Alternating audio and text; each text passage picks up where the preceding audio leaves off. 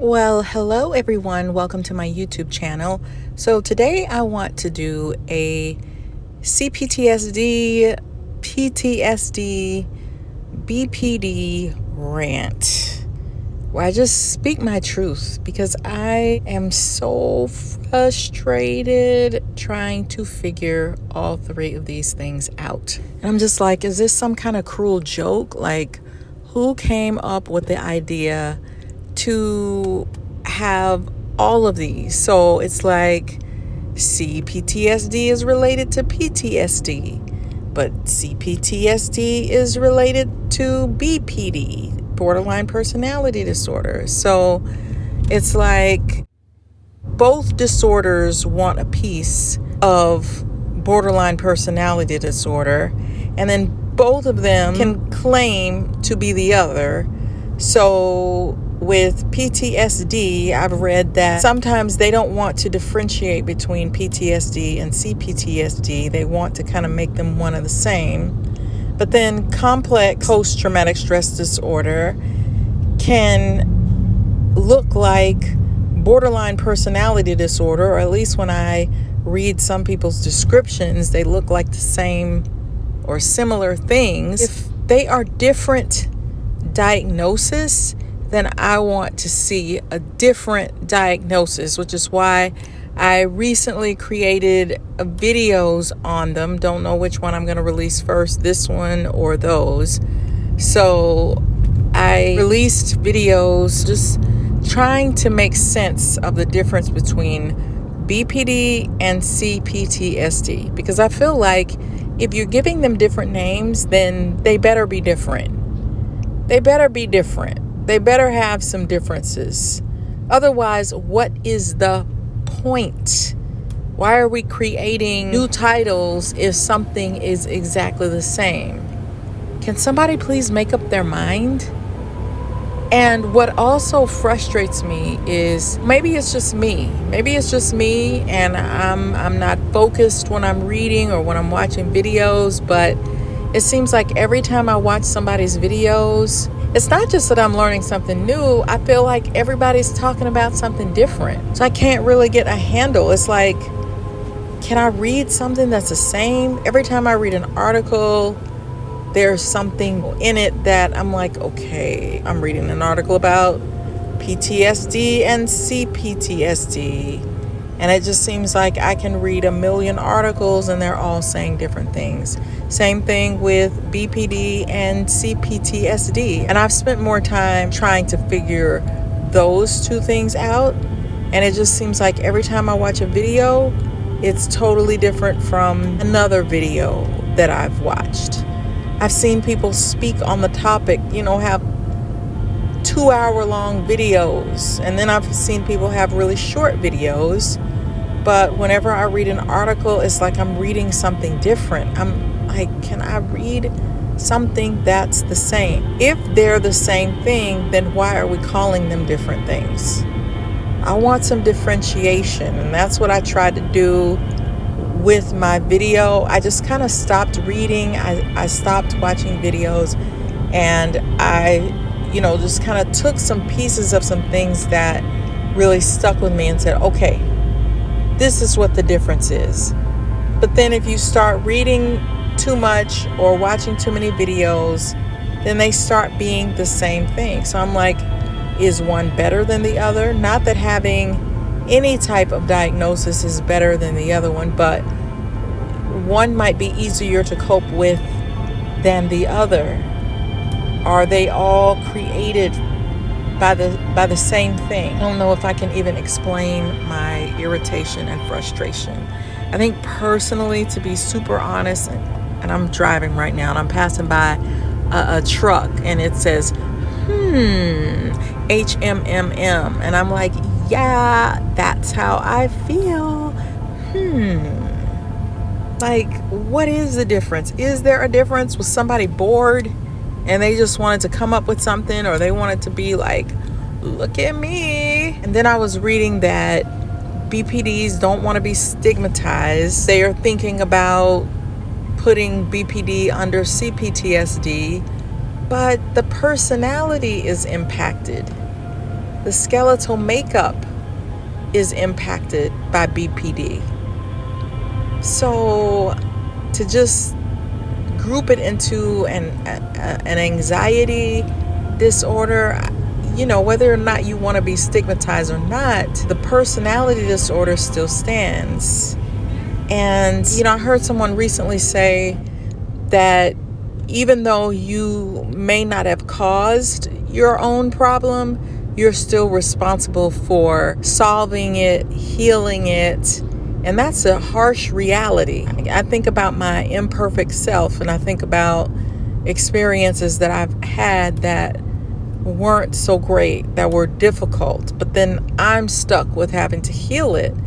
But that's the truth. Like, nobody else can heal it but me, There goes another truck that says, HMM.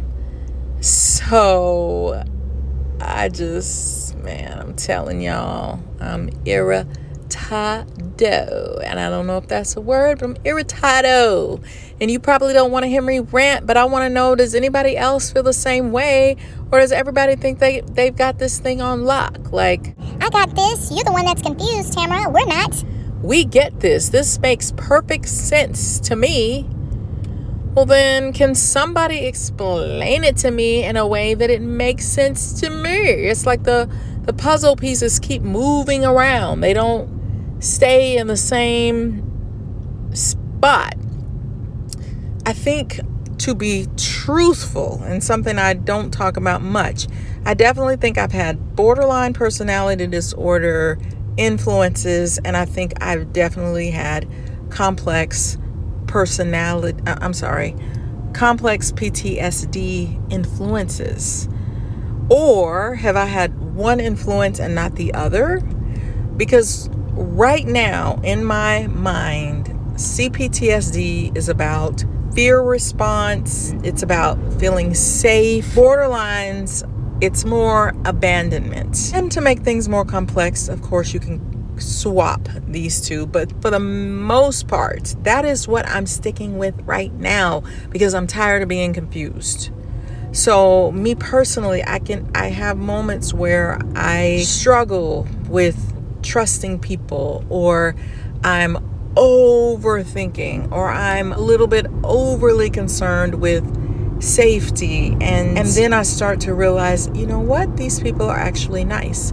You can let your guard down. You don't have to have your boxing gloves up.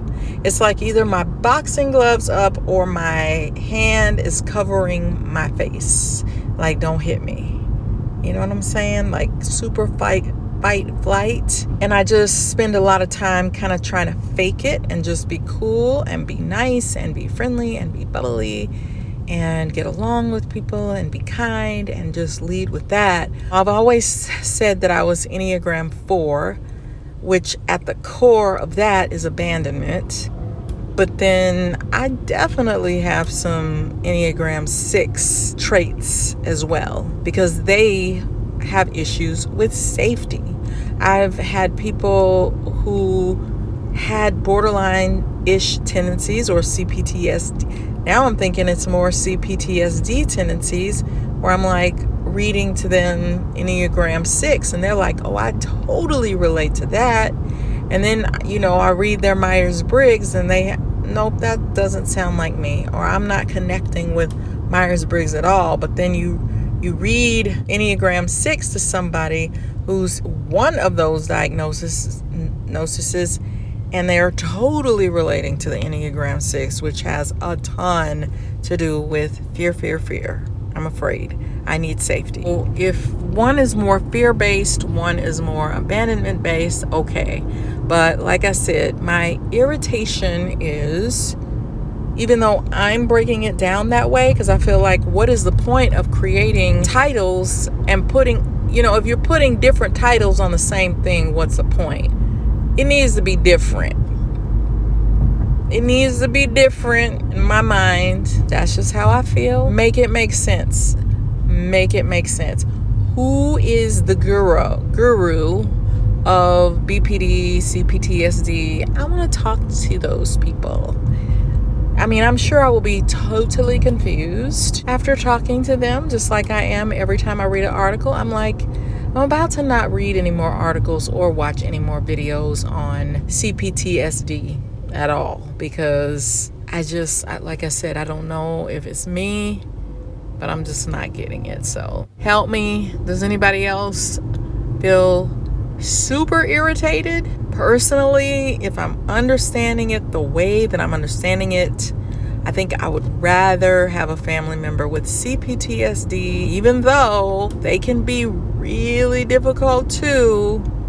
And I'm sorry, BPDs don't like to be thought of as difficult, but I mean, it's part of it's part of the personality disorder. I'm sure a sad fact, but man, dealing with both people can be a very painful relationship with either one of those people. It would make me feel better for somebody to be C-Ptsd if they truly can experience happiness. Sometimes I think borderlines can also experience happiness. Of course they can. But they can go into elated states of extreme euphoric happiness and dip down deep, low into the abyss. You know, nobody wants to think of anybody as being that miserable all the time.